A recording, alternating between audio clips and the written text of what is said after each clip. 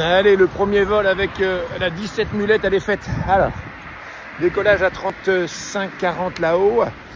Bon, c'est un gonflage d'une aile réflexe. Donc, pour ceux qui connaissent, on joue pas avec les freins, on la laisse faire et ça va très bien comme ça.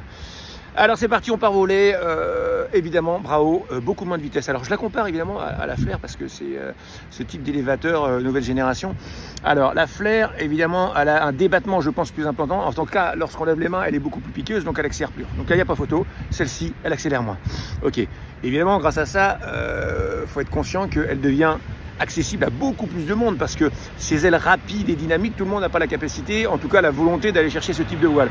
Alors elle me paraît vraiment carrément plus polyvalente, rien que par ça, au moins par rapport aux élévateurs.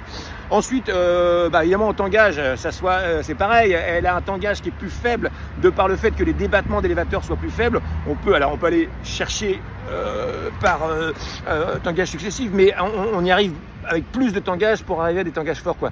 Donc évidemment, elle est moins juge en tangage. En roulis, par contre, j'ai l'impression qu'en roulis, elle est un peu plus efficace à la sellette. Et ça, c'est le côté sympa que j'aime bien, quoi. Maintenant, on n'est pas obligé de jouer avec. Donc, grosso merdo, pour le premier test, qu'est-ce que je dis? Alors, une voile qui est beaucoup plus polyvalente, moins piqueuse. Et donc, à partir de là, 90% des gens peuvent voler avec, à condition de choisir la bonne surface. Moi, j'ai volé avec 17, avec 115-120 kg en dessous, mais j'avais beaucoup de vent. Je pense que c'est vraiment, si on commence à augmenter la taille des surfaces, je pense que ça doit être top. Je les ai pas encore essayés, mais c'est à suivre, à mon avis, dans mes essais. Et top. Et puis j'avais oublié, il y a des Sharknose.